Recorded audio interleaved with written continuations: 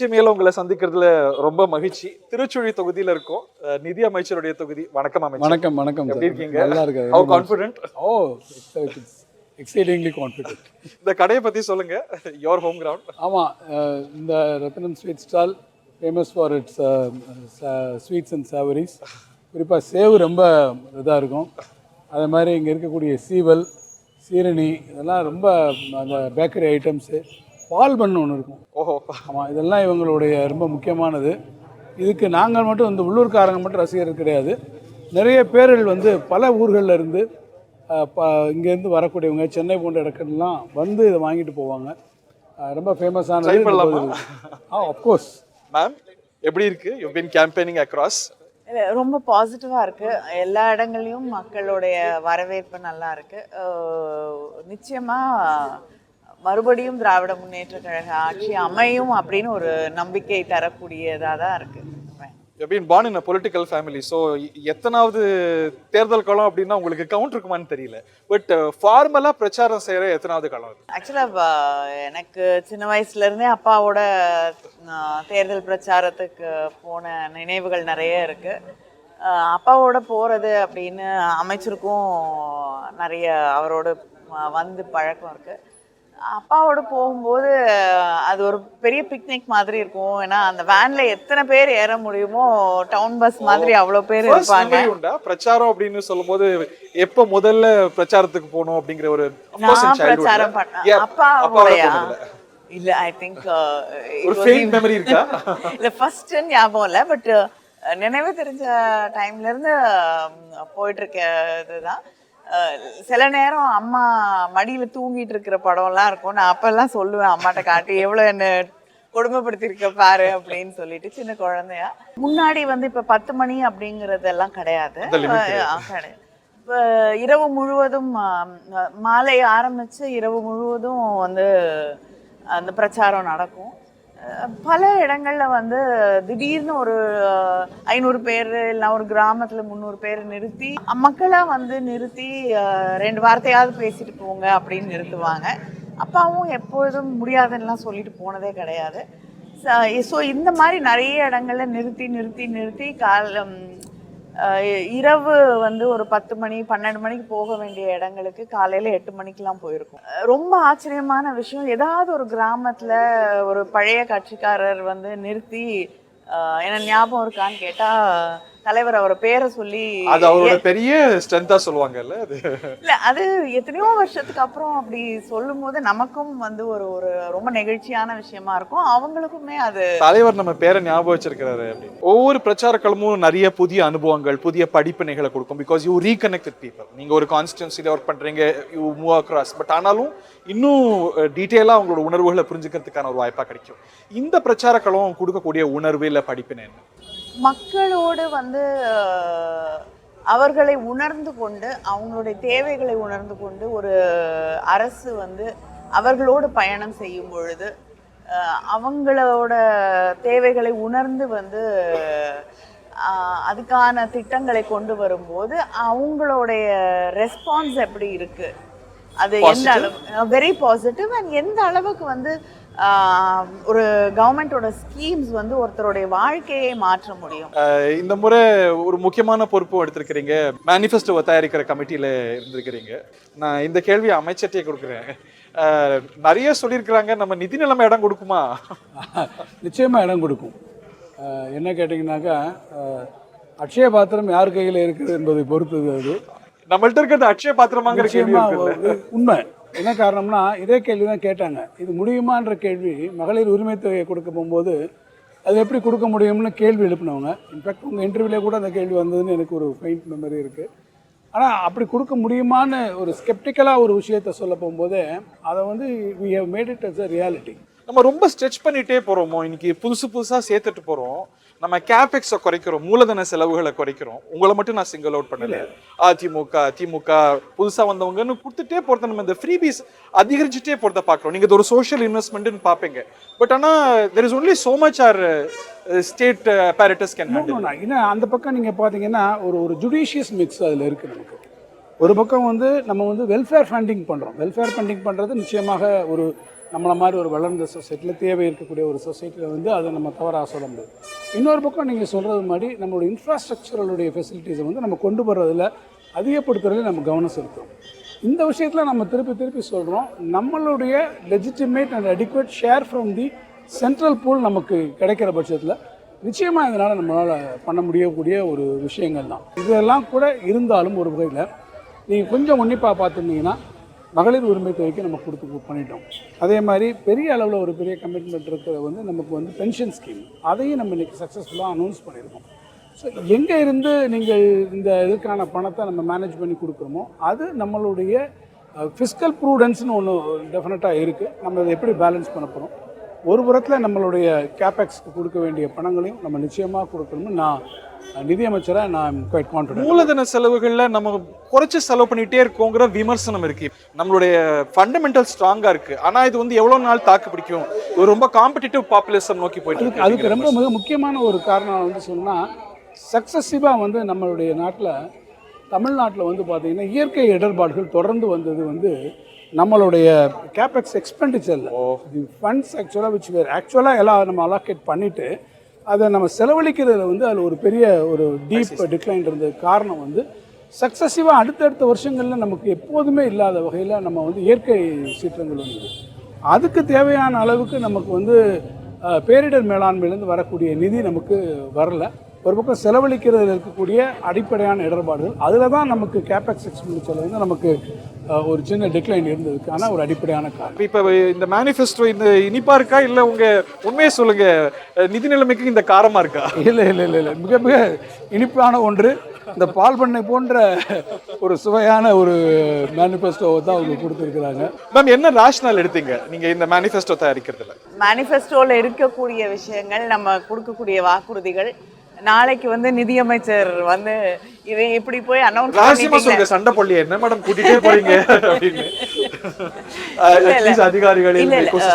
முதலமைச்சர் வந்து ஒரு அடிப்படையா ஒரு விஷயத்தை வந்து கவனத்துல வச்சுக்கணும் அப்படின்னு சொன்னது என்னன்னா, எது வந்து செய்வதற்கு சாத்தியம் இருக்கோ அதை மட்டுமே ப்ராமிஸ் பண்ணணும்னு. And we also made a conscious decision that we will not make any promises which cannot be delivered. Which leads to the question, போன மேனிஃபெஸ்டோல அந்த மாதிரி undelivered நிறைய இருக்கு அப்படின்னு. No, not at all, because ஒரு 505ல வந்து 404க்கு மேலே வந்து promises have been fulfilled. மீதி இருக்கக்கூடியது வந்து அங்கே இருக்கக்கூடிய சூழலில் ஒருவேளை வந்து அங்கே இருக்கக்கூடிய கிராமங்களையும் அந்த பகுதியில் இருக்கக்கூடிய மக்கள் அது தேவையில்லை அப்படின்னு சில மாற்றங்கள், சில கருத்து மாற்றங்களால் வந்து வேண்டாம் அப்படின்னு நினச்ச சில விஷயங்கள். அது மாத்திரம் இல்லாமல் சிலது வந்து ஒன்றிய அரசாங்கம் வந்து அதோடைய ஒத்துழைப்பு இல்லாததால் செய்ய முடியல. So maximum around 100. மீதி எல்லாமே what ever the promises have been fulfil. Over promise பண்ணதா நீங்கள் ஒரு ஹைண்ட்சைட்டில் பார்க்கலையா? இல்லை, ஐ don't think so. we've delivered what என்ன ப்ராமிஸ் பண்ணியிருக்கோமோ அதை டெலிவர் பண்ணியிருக்கோம். This time we've taken we've been more cautious that because உங்களை போனவங்க நாளைக்கு நிதியமைச்சர் வந்து எங்களை பார்த்து ஏன் இதை ப்ராமிஸ் பண்ணீங்க, இது ஏன்னா சில தேர்தல் அறிக்கைகளில் I don't want to name anybody, சில பேர் வந்து அதை வாக்குறுதியாக தருகிறார்கள், நிறைவேற்ற முடியாது அப்படிங்கிற நல்ல தெரிந்தும். ஸோ அந்த மாதிரி ஒரு ஃபால்ஸ் ப்ராமிசஸ் எதை பண்ண முடியாதோ அது எதுவுமே பண்ணக்கூடாது அப்படிங்கிறது நாங்கள் உறுதியாக. எதிர்கட்சிகளோட கேம்பெயின்ல பார்க்குறோம், நீங்கள் வந்து கேஸ் மானியம் தரேன் நீங்கள் பண்ணலை, ஓபிஎஸ் டெலிவர் பண்ணேன்னு சொன்னீங்க பண்ணலை. அந்த ஓபிஎஸ் வந்துட்டார், நம்மளோட ஓல்ட் பென்ஷன் ஸ்கீமாக சொல்கிறேன், அதுலேயும் டெலிவர்டு. ஸோ அந்த மாதிரி நிறைய அன்டெலிவர்ட் ப்ராமிசஸ் இருக்கே, அது எப்படி எக்ஸ்பிளைன் பண்ணுறீங்கன்னு? இல்லை, as far as OPS is concerned வந்து பார்த்தீங்கன்னா OPSல இருக்கக்கூடிய salient features எல்லாமே கவர் பண்ணிட்டோம். இந்த புது ஸ்கீம்ஸ் எல்லாமே கவர் பண்ணியிருக்கோம். இன்ஃபேக்ட் பார்த்தீங்கன்னா சென்ட்ரல் கவர்மெண்ட் கொடுத்துருக்கக்கூடிய அவங்களுடைய அந்த பாலிசியிலேருந்து நீங்கள் எடுத்துக்கிட்டிங்கன்னா பென்ஷன் ஸ்கீம்ஸை விட இது வந்து இன்னமே மிக சிறப்பான வகையில் இதை நம்ம பண்ணியிருக்கோம். ஓபிஎஸ்ல என்னென்ன கொஞ்சம் அஷ்யூர்ட் பென்ஷன் ஸ்கீம் நமக்கு ஃபுல்லாக இருக்குது, ஃபேமிலி பென்ஷன் நமக்கு இருக்குது.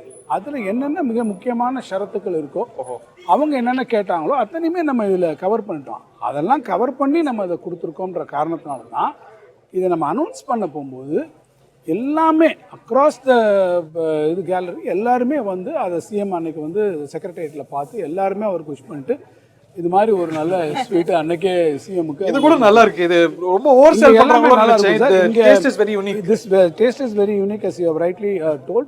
There are other items like sevu and this the other sweet Seerani கருப்பட்டி சீரணி that is. இதுவும் நல்லா இருக்கும். You must try this. And even this is ரொம்ப கிறிஸ்பியாக இருக்கும். மேடம் நீங்கள் ஒன்று எடுத்துக்கோங்க. ரிசல்ட் இது போல இனிப்பா இருக்கு. ரிசல்ட் இது போல இனிப்பா இருக்குமா மேம்? இதை விட நல்லா இனிப்பா இருக்கும். அப்படிதான் நீங்க சொல்லுவீங்க. பட் ஆனா களம் ரொம்ப கடினமாகவும் ஒரு 4 முனை போட்டியாகவும் வர்ணிக்கப்படுது. அப்படி நீங்க பார்க்கலையா? நிச்சயமா இல்லைங்க. இதை வந்து நான் இருமுனை போட்டியாக தான் பார்க்குறேன். நான் ஊடகங்கள் சொல்லக்கூடிய 4 முனை போட்டி 5 முனை போட்டியாகலாம் எனக்கு தெரியலை. தேர்தல் களம் அப்படிங்கிறது நிச்சயமாக திராவிட முன்னேற்ற கழகத்திற்கும் திமுகவுக்கும் அதிமுகவுக்குமான ஒரு களமாகத்தான் இருக்கு. அது உங்க விஷுவல் திங்கிங்கா? Not at all. நீங்க பாருங்க, as a journalist நீங்களே ஃபீல்டுக்கு போய் பார்க்கும்போது யார் வந்து களத்துல இருக்காங்க அப்படிங்கிறது உங்களுக்கு தெளிவா தெரியும்.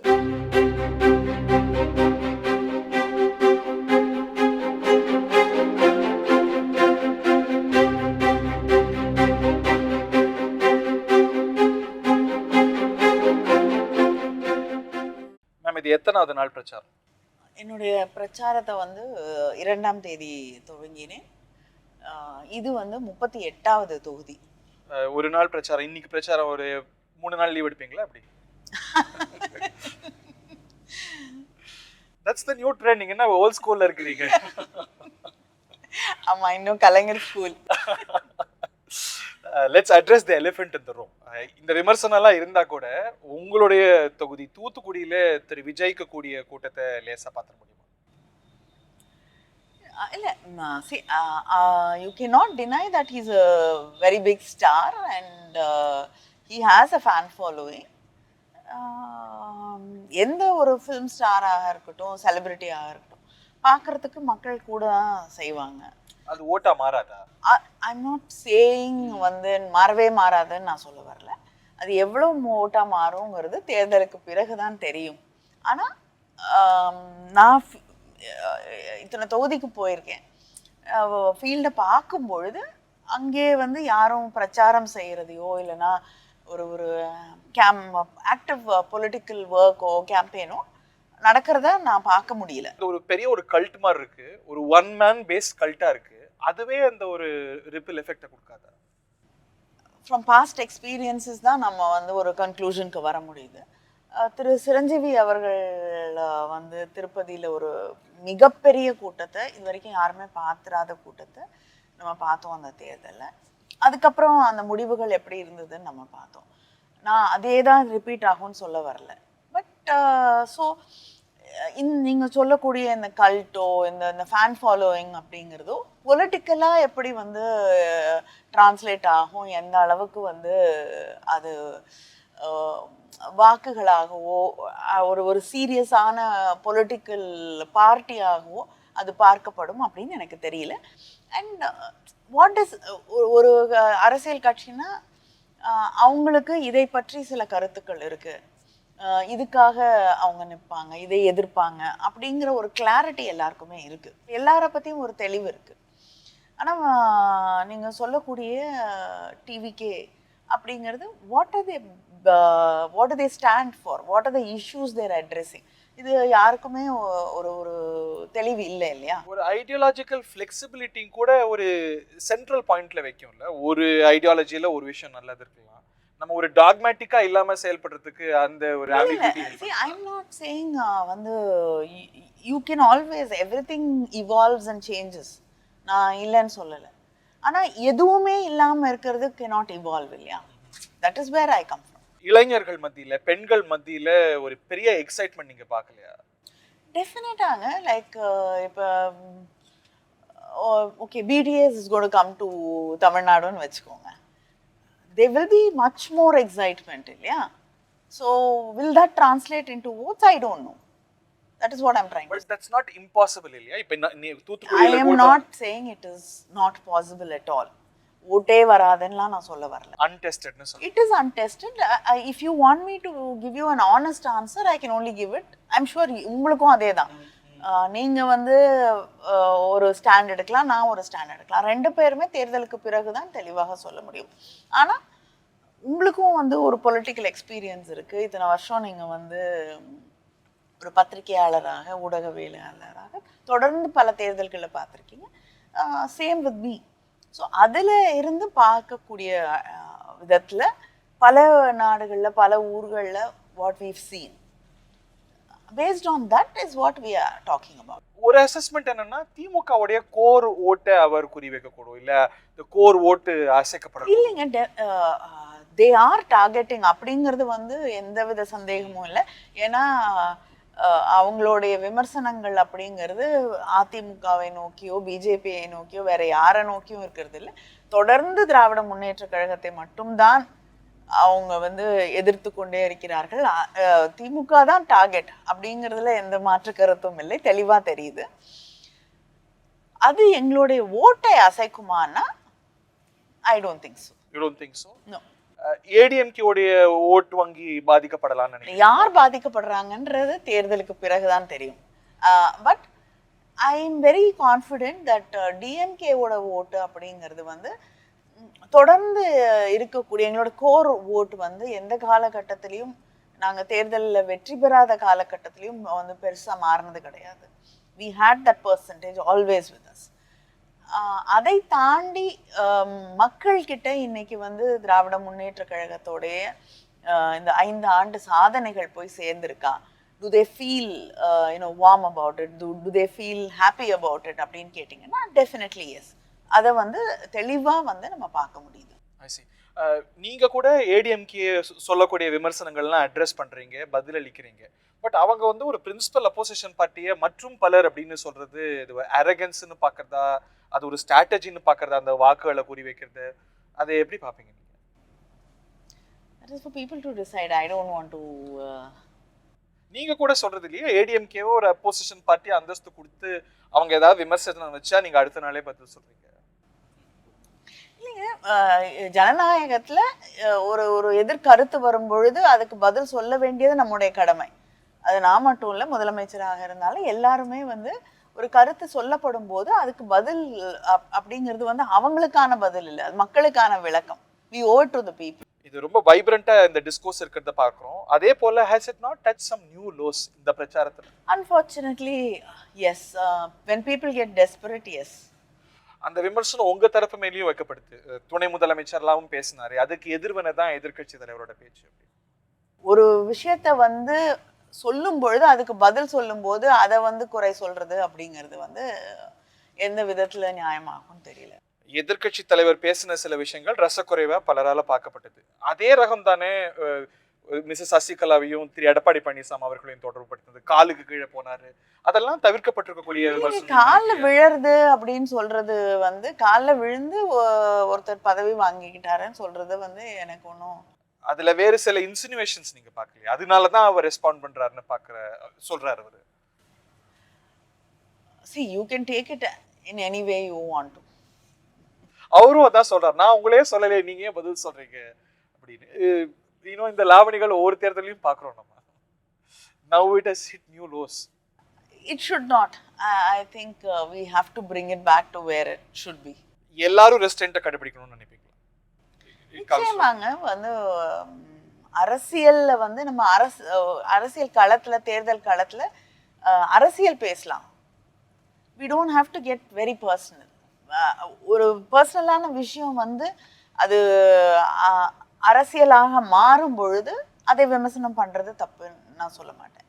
பட் அது இல்லாத நேரத்துல பர்சனலா ஒருத்தரை பேசுறது அப்படிங்கிறது, especially women being targeted again and again, அதெல்லாம் தேவையில்லாத ஒரு விஷயம் நினைக்கிறேன். திரு எடப்பாடி பழனிசாமி உங்களையும் கடுமையாக தாக்கி பேசியிருக்காரு. லேட்டஸ்ட் பீயிங் 2G வழக்குல நீங்க உள்ள போவீங்க அப்படின்னு இன்னும் கடுமையா பேசியிருக்காரு. இல்ல, அவர் வந்து என்ன மிரட்டி பார்த்துடலாம்னு நினைச்சிட்டு இருக்காருன்னு நினைக்கிறேன். ஏன்னா அவரை எதிர்த்து பேசினா வந்து நீங்க மறுபடியும் சிறைக்கு செல்ல வேணும்னா what is he trying to imply? I don't understand. So அவரை எதிர்த்து பேசினா ஜெயிலுக்கு போகணுமா? ஸோ இதுதான் பிஜேபி மேல வைக்கக்கூடிய விமர்சனங்கள். எதிர்க்கட்சிகளை எல்லாம் வந்து நீங்க வந்து இன்கம் டேக்ஸ், சிபிஐ, இடியை பயன்படுத்தி ஒடுக்குவீங்க அப்படிங்கிறதான் வைக்கக்கூடிய விமர்சனங்கள்.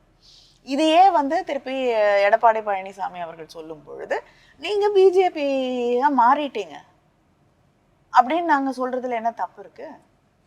அதை தாண்டி if he things he can threaten me, நீ உங்களை எதிர்த்து பேசுறதுனால நான் வந்து வழக்குகளை சந்திக்கணும், சிறைக்கு போகணும் அப்படின்னு அவர் ஒன்று ஞாபகம் வச்சுக்கணும். நான் வந்து குற்றவாளின்னு சொல்லி நான் சிறைக்கு போகல. என்ன வந்து சிறையில வைத்திருந்தார்கள். வழக்கு முடிந்த பொழுது நிரபராதியாகத்தான் நான் வெளில வந்தேன். அந்த வழக்கே, என் மீது போடப்பட்ட வழக்கே ஜோடனை செய்யப்பட்ட ஒரு வழக்கு. நான் வந்து டிரெக்டர் கிடையாது. I was only a share holder. உலகத்துல எந்த இடத்துலையும் ஒரு ஷேர் ஹோல்டரை வந்து ரெஸ்பான்சிபிளா ஆக்கி வந்து ஒரு வழக்குல தொடர்பு படுத்தினது கிடையவே கிடையாது. You think you were scapegoated? I was targeted. And so நான் நிரபராதியாக இந்த வழக்குலேருந்து வெளியில் வந்திருக்கேங்கிறத அவர் புரிஞ்சுக்கணும். அடுத்து வந்து இந்த மிரட்டலுக்கெல்லாம் பயப்படக்கூடியவன் நான் இல்லை. அண்ட் ஹீ திங்ஸ் தட் ஒரு பெண்ணுங்கிறதுனால வந்து நீ ஜெயிலுக்கு போயிடுவேன் அப்படின்லாம் மிரட்டினா வந்து நான் பயந்துருவேன். It makes me stronger. வாழ்க்கையில் நிறைய பார்த்துட்டு தான் வந்திருக்கேன். And any woman politician has to cross a lot of hurdles. Eleanor Roosevelt சொல்லுவாங்க, பொதுவாகவே திக் ஸ்கின் வேணும், பெண்களுக்கு வந்து ரைனாசரஸ் போல பப்ளிக் லைஃப்ல இருக்கணும்னா திக் ஸ்கின் வேணும் அப்படின்னு. டெஃபினெட்லி. நான் என்னோட மகளிர் அணியில் இருக்கக்கூடிய சகோதரிகளுக்கு கூட சில நேரம் அவங்க வந்து சோஷியல் மீடியாவில் ஒரு போஸ்ட் போடும்போது அதுக்கு வரக்கூடிய எதிர்வினைகள் எல்லாம் ஐ ஆல்வேஸ் டெல் தம், இதெல்லாம் இக்னோர் பண்ணிட்டு போங்க. தமிழ்நாட்டு அரசியல் களத்துக்கு வரும்போது நீங்க இந்த களத்திலே வைக்கக்கூடிய கோஷம் டெல்லி வெர்சஸ் தமிழ்நாடு 2021 ஒர்க் ஆச்சு, 24 ஒர்க் ஆச்சு. அது டன் அண்ட் டஸ்டட் நினைக்கலையா? இன்னைக்கு அது வந்து ஒரு ரெலவென்ட் இஷ்யூ நினைக்கிறீங்களா? I wanted to be done and dusted. We wanted to be done and dusted, but unfortunately it is not. இன்னைக்கும் வந்து அங்க இருக்கக்கூடிய ஒன்றிய அரசாங்கம் every bill which is being brought, ஒவ்வொரு மசோதாலையும் மாநில உரிமைகளை பறித்து கொண்டிருக்கிறார்கள். நீங்க கொஞ்ச நேரத்துக்கு முன்னாடி நிதி அமைச்சர்கிட்ட பேசும்பொழுது தமிழ்நாட்டுக்கு வர வேண்டிய நிதி வருவது கிடையாது. நிறைய ஸ்கீம்ஸ் இப்போ வந்து யூனியன் கவர்மெண்ட்டுக்கும் ஸ்டேட் கவர்மெண்ட்ஸ்க்கும் இருக்கக்கூடிய ஷேர்ஸை குறைச்சிக்கிட்டே யூனியன் கவர்மெண்ட்டோட ஷேரை குறைச்சிக்கிட்டே வராங்க. நரேகாவை கூட எடுத்துக்கோங்க, 100 நாள் வேலைவாய்ப்பு, அதுலேயும் அவங்க ஷேர்ஸை வந்து குறைச்சிக்கிட்டே, கொடுக்க வேண்டிய நிதியை நிதி பங்களிப்பை குறைச்சிக்கிட்டே வராங்க. இப்படி இருக்கக்கூடிய ஒரு சூழலில் தொடர்ந்து ஹிந்தியை திணிக்கணும், மும்மொழி கொள்கையை, ஒவ்வொரு மாநிலத்தில் இருக்கக்கூடிய அவர்களுடைய உரிமைகளை, அங்கே இருக்கக்கூடிய மக்களுடைய உணர்வுகளை புரிந்து கொள்ளாமல் அதை திணிக்கணும் அப்படின்னு, ஒவ்வொரு விஷயத்துலையும் திணிக்கணும் அப்படின்னு நினைக்கும் பொழுது நிச்சயமாக அது வந்து தமிழ்நாட்டுக்கும் டெல்லிக்குமான ஒரு போராட்டமாக, ஒரு களமாக தான் மாறுது. அதை நீங்க ஆர்டிஃபிஷியலா கிரியேட் பண்றீங்க. அதனால பாதிக்கப்படுறது தமிழ்நாடு. ஒரு டபுள் இன்ஜின் சர்க்கார் இருந்தா, ஒத்துழைக்கிற சர்க்கார் இருந்தா, நான் வந்து 11 மருத்துவக் கல்லூரி கொண்டு வந்தேன், நிறைய ஸ்கீம்ஸை கொண்டு வந்தேன், ஒரு ஒத்திசைவோடு இருக்கும்போது தமிழ்நாடு நலன் பெறும். இந்த ஒரு போராட்ட அப்ரோச் தமிழ்நாட்டுக்கு பலன் தரல அப்படின்னு ஒன்று புரிஞ்சுக்கணுங்க. எனக்கு வந்து ஒன்றிய அரசாங்கம் அது ஒரு கட்சி இல்லை, it is a government. As a political party I can oppose, என்னோட ஐடியாலஜிலேருந்து I have a right to oppose ஒரு விஷயத்தை. அப்படி இருக்கும்போது நான் அதையெல்லாம் விட்டு கொடுத்துட்டு இணக்கமாக போனோம். மும்மொழி கொள்கை எடுத்துக்கோங்க. நான் வந்து இது என்னோட ஐடியாலஜி இல்லை, என்னோட ஐடியாலஜி மாறுங்கிறதுக்கான எந்த அறிகுறியும் இல்லை. மும்மொழி கொள்கை நமக்கு நம்மளோட ஸ்டேட் பாலிசி மாறிட போகுதா? அவங்க நியூ எஜுகேஷன் பாலிசியில் it is a must.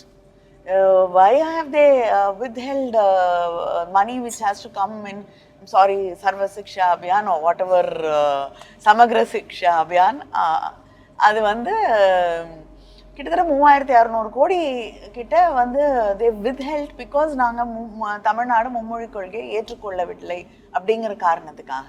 So மாறிடாதுன்னா you are actually starving us for funds இல்லையா?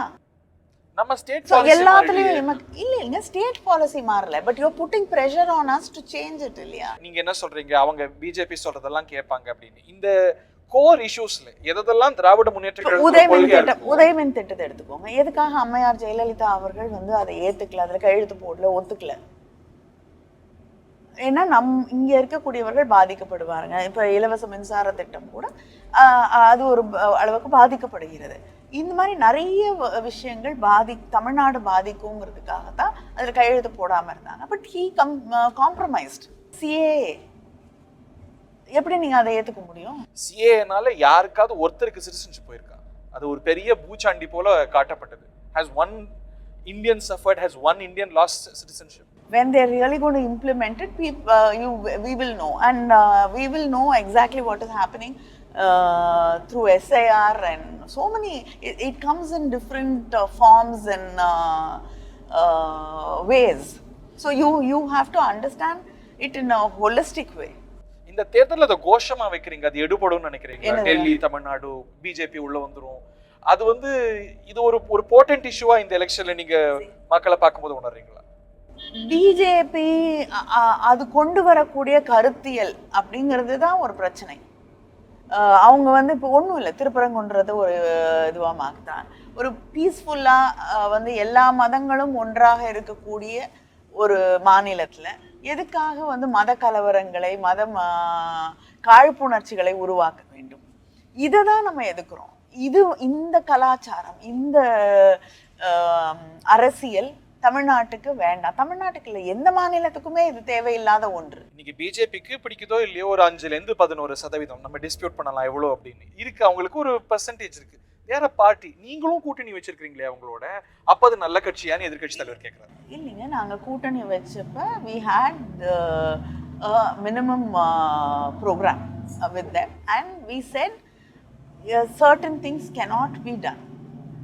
யூனிஃபார்ம் சிவில் கோடு, அந்த ராமர் கோயில் எதுவுமே even 370 Kashmir nothing good we made sure தேர்தல் அறிக்கையில கூட அது வரல. ஆன் தி அதர் சைடு இன்னைக்கு பெரிய டாக்கிங் பாயிண்டா இன்னி வரைக்கும் பேசப்படுற குஜராத் கலவரம் நீங்க அலையன்ஸ்ல இருந்த போது தானே நடந்தது. நீங்க அந்த சமயத்துல உங்களுக்கு ஒத்திசைவான கருத்துக்களை சொன்னீங்களே அப்படிங்கிற விமர்சனம். இல்லையே, definitely DMK took a stand against it. DMK அதை வந்து சரின்னு சொல்லவே இல்லை. தலைவர் கலைஞர் அவர்கள் அதை எதிர்த்து எழுதியிருக்காங்க. அது அங்க இருக்கிற ஒரு லோக்கல் இஷ்யூவா தானே பார்த்தாரு. இது ஒரு ராதர் ஒரு பிஜேபியோட ஒரு ஐடியாலஜிக்கல் ஒரு பெர்சிக்யூஷனா நம்ம டெஃபினெட்லி நீங்க போய் முரசொலி கடிதங்களை படிச்சு பாருங்க. It's very strongly worded. Murasoli கடிதத்தையும் எதிர்கட்சி தலைவர் காட்டுறாரு. மோடி நல்லவர்னு கலைஞர் சொன்னார், நீங்கெல்லாம் சொன்ன போது சரியா அப்படிங்கிறார். இல்லைங்க, எந்த கான்டெக்ட்ல இப்ப வந்து பிரதமரை விமர்சிக்கிறோம் அப்படின்னா வந்து ஒரு அரசியல் தலைவராக விமர்சிக்கிறோம். அவர் பர்சனலா நல்லவரா இல்லையானா S, I have also good memories of him. இப்போ many தலைவரை வந்து பார்க்க வந்தாரு. அண்ட் அங்கே டெல்லியில் வந்து எப்பொழுது வந்து என்னையோ அண்ணனையோ பார்க்கும் பொழுது இஸ் ஆல்வேஸ் என்கொயர்ட் அபவுட் தலைவர் உடைய எப்படி இருக்காங்க அப்படின்னு. ஸோ அதனால வந்து we cannot oppose him அப்படிங்கிறத நம்ம ஏற்றுக்க முடியாது. பொலிட்டிக்கல் சிவிலிட்டி வேற, ஐடியாலஜிக்கலா டெஃபினெட்லி. இந்த கூட்டணிகளை பொறுத்த வரைக்கும் நாங்க எவ்வளவு சுமூகமா இருக்கோம், மாறா சுமூகமா இருக்கிறதா சொன்ன திராவிட முன்னேற்ற கழக கூட்டணியில எவ்வளவு கிராக்ஸ் பாருங்கன்னு. இல்லைங்க, ஒரு ஜனநாயகம் இருக்கக்கூடிய எந்த இடத்துலையுமே சில கான்ஃப்ளிக்ஸ், உரசல்கள் எல்லாமே வரும். ஒரு பொலிட்டிக்கல் பார்ட்டி என்னோட இன்ட்ரெஸ்ட் எனக்கு முக்கியம். ஐடியாலஜிக்கலாக எல்லாரும் ஒற்றுமையாக இருக்கிறோம். ஐடியாலஜிக்கலாக வந்து ஒன்றா பயணம் பண்ணணும் அப்படின்னு எல்லாருக்குமே ஒத்த கருத்து இருக்கு. ஆனால் புதிய சில கட்சிகள் வரும் பொழுது திராவிட முன்னேற்ற கழகமே தான் நிற்கக்கூடிய தொகுதிகளை குறைச்சிட்டு இருக்கு. அப்படி இருக்கும் பொழுது மற்ற கூட்டணிகள் கிட்ட அதையும் ஒரு ரிக்வெஸ்டாக வைக்கிறோம், கொஞ்சம் குறைச்சிக்கோங்க. But they also have their party interest, fair it is. அதனால சில நேரங்களில் சில உரசல்கள் வரும். பட் இன்னைக்கு ஒன்றா தானே பயணம் பண்ணிட்டு இருக்கோம். கொள்கை பற்றோட தான் எல்லாரும் பயணிக்கிறோம் அப்படின்னு சொல்றீங்க. ஒரு விமர்சனம் என்னன்னா, ஐடியாலஜிக்கலா உங்களோட கன்விக்ஷனோட டிராவல் பண்ற பார்ட்டிஸுக்கு சீட்டை குறைச்சிருக்கீங்க, புதுசா வந்தவங்களுக்கு ஜாஸ்தி கொடுத்துருக்கீங்க. குறிப்பா தேமுதிக. சில நேரங்கள்ல வந்து வெளியில இருந்து பார்க்கக்கூடியவர்களுக்கு வந்து வருத்தங்கள் இருப்பதாக தோன்றலாம். ஆனா எல்லா அரசியல் கட்சிகளும் அதன் தலைவர்களும் கன்வின்ஸ் ஆனப்புறம் தான் வந்து கையெழுத்து போடுறாங்க இல்லையா? That is true, but so everybody no, there is an understanding. It's not a resentment. They do understand. அது அந்த வருத்தம் எதிரொலிக்காத, நாங்க அழுது கொண்டே சிரிக்கிறோம்னு மதிமுக சொல்றத கேக்குறோம். See, everybody wants இப்ப திமுகல கூட வந்து இப்ப நிறைய ஒரு தொகுதியை கூட்டணிக்கு விட்டு கொடுத்துடுறோம்னு வச்சுக்கோங்க. அங்க இருக்கக்கூடிய நிர்வாகிகள் நிச்சயமா அவங்களுக்கு அது ரொம்ப வருத்தமான ஒரு விஷயம் தான். இப்ப நிறைய ரத்தங்களுக்கு நீங்க சீட் கொடுத்தீங்கங்கிற அந்த விமர்சனமும் இருக்கு. அந்த கேம்பே ரொம்ப பெருசா இருக்கு. ஏடிஎம்கே எக்ஸ் திராவிட முன்னேற்ற கழகத்துல இருந்து வந்து தன்னை இணைத்து கொண்ட பிறகு அவர்களும் வந்து இங்க இருக்கக்கூடியவர்கள் தான். அதனால நம்ம பிரிச்சு பாக்குறதுங்கிறது வந்து, பட் அவங்க பேக்ரவுண்டும் சேர்த்து பார்க்கணும்ல. இப்ப நீங்க பிஜேபி எதிர்ப்பு, அந்த செக்யூலரிசம் நீங்க when you come to DMK, you have to accept the ideology of DMK, you have to accept the politics of DMK. அதுக்கப்புறம் தான் வந்து நீங்க இங்க உள்ள வர முடியும் இல்லையா, யாரா இருந்தாலுமே. அந்த ஆன்டிசிடென்ட்ஸ் கணக்கு இல்லையா? இப்போ மோடியோடைய பக்தர்னு சொன்னவர் ஓபிஎஸ், மோடியை பெருசா விமர்சிக்காதவர் தான் பிரேமலதா. பட் இந்த அணியோடைய ஒரு கோர் ஐடியாலஜியா பிஜேபி எதிர்ப்பு, அவங்களுடைய ஐடியாலஜி எதிர்ப்புங்கிறது இருக்கு. தேமுதிக அப்படிங்கிறது it's a different political party. ஸோ அவங்களோட ஐடியாலஜி அண்ட் எங்களோடது wherever we can meet we will meet. கம்ப்ளீட்டாக டிஎம்கேவா அது மாறணுங்கிறது இப்போ எங்களோட ரொம்ப நாளாக இருக்கக்கூடிய விசிகேவாக இருக்கட்டும், கம்யூனிஸ்ட் பார்ட்டிஸாக இருக்கட்டும், காங்கிரஸாக இருக்கட்டும், we don't meet in everything இல்லையா, and it's not possible. பிஜேபியை கூட 27ல அவங்கள சுருக்கிட்டாங்க. ஆனா காங்கிரஸ் 28 கொடுக்க வேண்டியதா இருந்தது. அது ரொம்ப சவாலா இருந்ததோ காங்கிரஸ் ஹேண்டில் பண்றது? பிகாஸ் நீங்க தான் அந்த ஃபயர் ஃபைட்டிங், ட்ரபிள் ஷூட்டிங். இல்ல, Congress has been with us for a long time, and பிஜேபியை சுருக்கணுங்கிற மாதிரி காங்கிரஸை சுருக்கணும் அப்படிங்கிறதெல்லாம் வந்து it's not, I don't even think it's a right word to say. We share the seat. So I think we've traveled together for many years. அவங்க whole hearted இந்த அலையன்ஸ்க்கு contribute பண்றாங்களா Congress, having got all this? We are together and we work together. ஒரு தேர்தலில் கூட்டணி அப்படின்னு வந்த பிறகு டெஃபினட்டாக we have to work together. களத்தில் ஒன்றா நின்னாதான் வெற்றி அப்படிங்கிறது வாய்ப்பு சாத்தியம் இல்லை. அவங்களுக்கு குரூஷியலான பார்லிமெண்ட் எலெக்ஷன்ல உங்களுடைய பங்களிப்பு எவ்வளோ முக்கியமா இருந்தது? அவங்களுக்கு குரூஷியல் இல்லைங்க, எல்லாருக்குமே குரூஷியல் பார்லிமெண்ட் எலெக்ஷன்ஸ். நேஷனல் பார்ட்டிஸ்க்கு ஈவன் மோர் குரூஷியல் இல்லையா? Because no, we are also part of the country. Who forms the government in the union is very important to all of us also. We cannot say that the national parties கானது அப்படின்னு நம்ம விட்டுற முடியாது. But you went as far as saying Rahul Gandhi is a prime ministerial candidate. Congress சொல்லாத ஒரு விஷயத்தை சொன்னீங்க. But ஆனா இந்த எலெக்ஷனுக்கு அவர் எவ்வளவு கான்ட்ரிபியூட் பண்றாரு?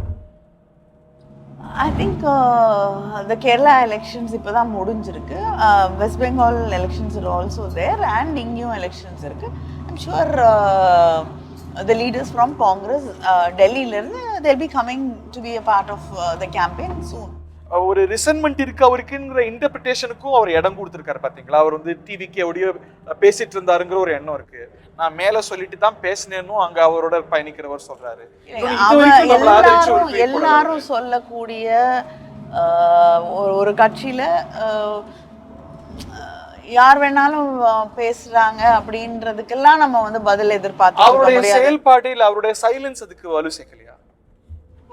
Party leadership cannot respond to everybody in the party. If it is somebody of consequence and importance, definitely respond பண்ணுவாங்க.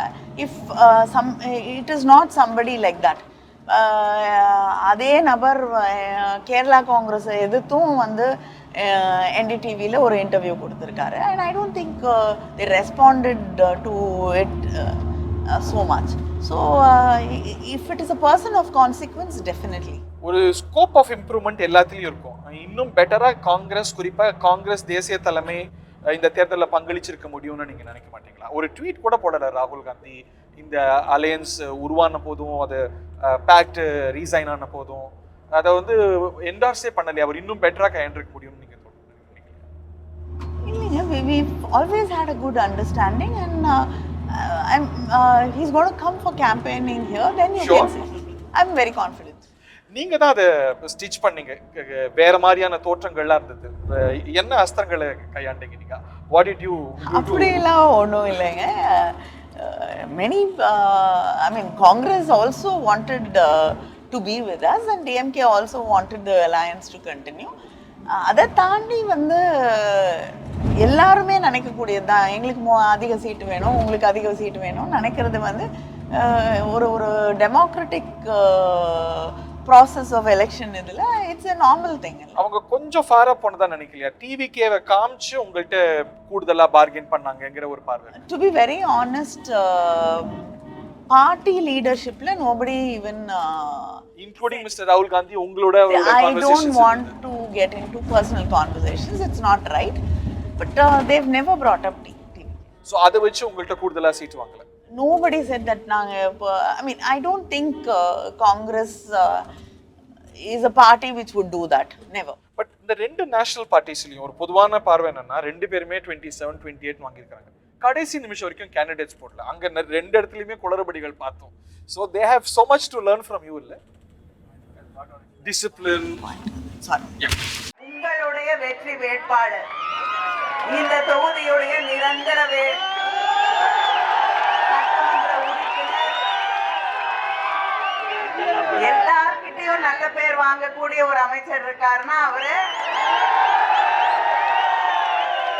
உங்களுடைய அமைச்சர் தங்கம் தென்னரசு அவர்கள் தான்.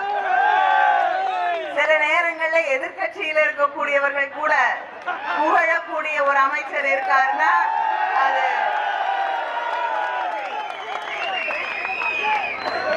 உங்களுடைய நிதி அமைச்சர் அவர்கள். எப்படி ஒவ்வொரு ஸ்பீச் ஒவ்வொரு கான்ஸ்டிட்யூன்சிக்கு ஏத்த மாதிரி டெய்லர் பண்ணுவீங்களா? Different issues, S. அண்ட் சில நேரத்தில் ஒரு தொகுதியில் ஒரு இஷ்யூ இருக்கும், ஒரு பிரச்சனை இருக்கும். நிதி அமைச்சரை பத்தி சொல்லும் போது சொன்னீங்க across the aisle is very respected அப்படின்னு. அந்த டிஸ்டிங்ஷன் உங்களுக்கு பார்லிமெண்ட்லயும் உண்டு. ஏன் சட்டமன்றத்துக்குலாம் வரணுங்கிற ஆசை இல்லையா? ஏன் பார்லிமெண்ட்ல சரியா வேலை பார்க்கலையா? நான் ஒரு பாராட்டத்தோட நான் ஆரம்பிச்சேன். பேசப்பட்டது இந்த எலெக்ஷன்ல நீங்க நிக்க கூடும் அப்படின்னு. What happen? I always think party வந்து யார் எங்க போகணும்னு நினைக்கிறாங்களோ அதுதான், that is the decision. Party knows best. But given a choice, Parliament, State Assembly, நீங்க என்ன சூஸ் பண்ணுவீங்க if given a choice? See, given a choice is எப்படி இருந்தாலும் நம்ம தமிழ்நாட்டில் ஒர்க் பண்ண போகிறோம். பார்லிமெண்ட்டாக இருந்தாலும் சரி, இங்கே சட்டமன்றமாக இருந்தாலும் நம்ம வேலை பார்க்க போகிற இடம் வந்து தமிழ்நாடு அப்படிங்கிறப்ப வந்து எதுவுமே ஓகே தான். 31ல எதிர்பார்க்கலாமா? அரசியல்ல வந்து மாற்றங்கள் அப்படிங்கிறது வந்து தினமும் நடந்துட்டு இருக்கக்கூடிய ஒன்று. அதனால எது வேணாலும் மாறும். நான் அதுக்குள்ள ஒன் நேஷன் ஒன் போல என்ன செய்ய போறாங்களோ அது தெரியல. நிறைய விஷயங்கள் இருக்கு, டீலிமிட்டேஷன் இருக்கு, பார்லிமெண்ட் வேற கூடுது இல்ல? ஆமா, இவ்வளோ எலெக்ஷன் கலாட்டாக்கு நடுவுல நிறைய எதிர்கட்சிகள் வேண்டாம் தேர்தல் முடிச்சுட்டு, ஆக்சுவலா ஒன்றும் இல்லை, ஒரு 10 நாள் தள்ளி வச்சுக்கலாம். பட் பிடிவாதமா நடுவுல தேர்தலுக்கு நடுவுல தான் வைக்கணும் அப்படிங்கிறாங்க. அண்ட் இது வரைக்கும் அது என்ன பில் பாஸ் பண்ண போறாங்க அப்படிங்கறத சர்க்குலேட் பண்ணல. ஒரு தேர்தல் நடந்துட்டு இருக்கக்கூடிய நேரத்துல எதிர்கட்சிகளுடைய கருத்துக்களையும் கேட்டு இப்போ ஏதோ ஒரு அவசரம் இருக்கு அப்படின்னா everybody is going to come. ஆனா எல்லா எதிர்கட்சிகளுமே இன்னும் ஒரு 2 வாரம் கழிச்சு பார்லிமெண்ட் வச்சுக்கலாம் அப்படின்னு சொல்லி அதை ஒரு ரிக்வெஸ்டா வைக்கும்போது கையெழுத்து போட்டு எல்லா கட்சிகளும் கையெழுத்து போட்டு கடிதமும் கொடுத்துருக்கோம். பிடிவாதமாக இதை செய்யும் பொழுது நாங்க நினைக்கிறது மட்டும்தான் அங்க நடக்கும். எலெக்ஷனுக்கு முன்னாடி வரப்போதனால நல்ல விஷயமா தான் இருக்கும் அப்படின்னு கணிக்க தோணுது. விமென்ஸ் ரெசர்வேஷன் நிச்சயமா நல்ல விஷயம் தான். ஒன்று, இருக்கக்கூடிய இந்த நம்பர்ஸை வச்சுட்டே நீங்கள் வந்து 33% ரெசர்வேஷன் கொண்டு வர முடியும். அதை செய்ய ஏனோ தயங்குறாங்க. நம்பர்ஸை இன்க்ரீஸ் பண்ணி தான் நாங்கள் பண்ணணும் அப்படிங்கிறதுல ரொம்ப இதுவாக இருக்காங்க. அப்படி இருக்கக்கூடிய ஒரு சூழல்ல எந்த மாநிலமும் பாதிக்கப்படாமல் அந்த டீலிமிட்டேஷனை கொண்டு வரணும் அப்படிங்கிறது தான் எங்களுடைய அந்த ப்ரொபோஷனாலிட்டி மாறாது அப்படிங்கிற வாக்குறுதி கொடுக்குறாங்க. Do you take that at face value? இல்லை, தட் த ப்ராப்ளம் இஸ் எப்படி பண்ண போறாங்கன்னு ஒரு கிளாரிட்டி இருந்ததுன்னா, பேஸ்ட் ஆன் விச் சென்சஸ், இதுக்கான ஒரு கிளாரிட்டி இருந்ததுன்னா அந்த பில்லையும் சர்க்குலேட் பண்ணி எல்லா எதிர்கட்சிகளையும் அழைத்து ஒரு மீட்டிங் நடத்துனாங்கன்னா ஒரு கிளாரிட்டி இருக்கும். கமிங் பேக் டு எலெக்ஷன், இந்த எலெக்ஷன்ல ஃப்ரிட்ஜ் எடுபடுமா, உங்க 8000 எடுபடுமா? குழுன்னு இந்த வெயில் சீசன்ல ஃப்ரிட்ஜுக்கு மவுஸ் இருக்காதா? இல்லை, ஃப்ரிட்ஜு அப்புறம் அந்த கூப்பன் வவுச்சர் அப்படிங்கிறது எல்லாத்தையும் தாண்டி மக்கள் யார் மீது நம்பிக்கை வைத்திருக்கிறார்களோ அதுதான். நீங்கள் என்ன வேணாலும் சொல்லலாம், ஆனால் மக்கள் வந்து இப்போ அதிமுக தன்னுடைய 2016 ஆண்டு தேர்தல் அறிக்கையில் அதுக்கப்புறம் அவங்க ஆட்சிக்கு வராங்க, செல்போன் கொடுக்குறேன்னு சொல்லியிருந்தாங்க. செல்போன் பெனிட்ரேஷன் நிறைய வந்துருச்சு, அதனால கொடுக்கலங்கறாங்க. அது ரிடண்டன்ட் ஆச்சு அப்படின்னு ஒரு விளக்கம் கொடுக்குறாங்க. எப்படிங்க 16ல வந்து சொல்றாங்க, அப்பயே அவங்களுக்கு தெரிஞ்சிருக்கும் if it is redundant of எல்லார்கிட்டையும் இருக்கா இல்லையான்னு. in a few months நீங்க கொடுக்க ஆரம்பிச்சிருந்தா கூட வந்து அட்லீஸ்ட் சில பேருக்காவது கொடுத்துருக்கலாம். தமிழ்நாட்டில் எல்லா இடங்களையும் கேட்குறேன், யாருக்கும் ஒரு செல்போன் கூட கொடுத்ததா தெரியல. அவங்க ஹோப் என்னவா இருக்கு அப்படின்னா, மாறி மாறி தான் தமிழ்நாட்டில் ஆட்சிக்கு வந்திருக்கு. Of course there have been aberrations. குறிப்பாக திமுக வந்து 2வது முறை ரொம்ப சமீபத்தில் வந்ததே இல்லை ஆட்சிக்கு அப்படிங்கிற ஹோப்பில் இந்த முறையும் மாறாது, ஒரு ஆட்சி மாற்றம் உறுதி அப்படிங்கிறாங்க. வரலாறு படிப்பீங்களா? இல்ல, people live in eternal hope, let them live in eternal hope, but realityன்னு ஒன்று இருக்கு இல்லையா, டெஃபினட்டா we are coming back. அவங்க பிரஸ் பண்ற இன்னொரு இஷ்யூ லா அண்ட் ஆர்டர். பாருங்க, பாஸ்கோ கேசஸ் எவ்வளவு உயர்ந்திருக்கு, நிறைய கிரைம்ஸ் வந்து ரொம்ப ரேம்பெண்டா இருக்கு அப்படின்னு விமர்சனம் செய்றாங்க. அதிமுகக்கும் crimes and crimes against children or women வந்து இல்லாம இருக்கணுங்கிறது தான் எவ்ரிபடி வாண்ட்ஸ் தட். ஆனா உண்மை என்னன்னா, கிட்டத்தட்ட அதிமுக ஆட்சி காலத்தை விட இன்னைக்கு நீங்க வந்து தேசிய ஆவணங்களை எடுத்து பார்த்தீங்கன்னா கூட அந்த ரெக்கார்ட்ஸ் படியே வந்து கிட்டத்தட்ட 1 லட்சம் கேசஸ் கம்மியாயிருக்கு. போஸ்கோ கேசஸ் ஒரு 125% உயர்ந்திருக்குன்னு. I am not justifying it, but இப்போ வந்து கம்ப்ளைண்ட் பண்ணுறதுக்கும் people have the confidence to come and do it அப்படிங்கிறது. ஏன்னா பாஸ்கோ கேசஸ் வந்து எல்லா சமூகங்கள்லையும் வந்து இருந்துட்டு இருக்கக்கூடிய ஒரு மிகப்பெரிய பிரச்சனை. அது வந்து ஒரு அரசாங்கத்தின் மீது நம்பிக்கை இருக்கும் பொழுது மக்கள் டெஃபினட்டா ரிப்போர்ட்டிங் அப்படிங்கிறது அண்ட் அதை கொஞ்சம் பெட்டரா ஹேண்டில் பண்ணக்கூடிய காவல்துறையோ இல்லைன்னா அரசாங்கமோ இருக்கும் பொழுது மக்கள் வந்து அது நம்பிக்கையோடு வந்து தே ஸ்டார்ட் ரிப்போர்ட்டிங்.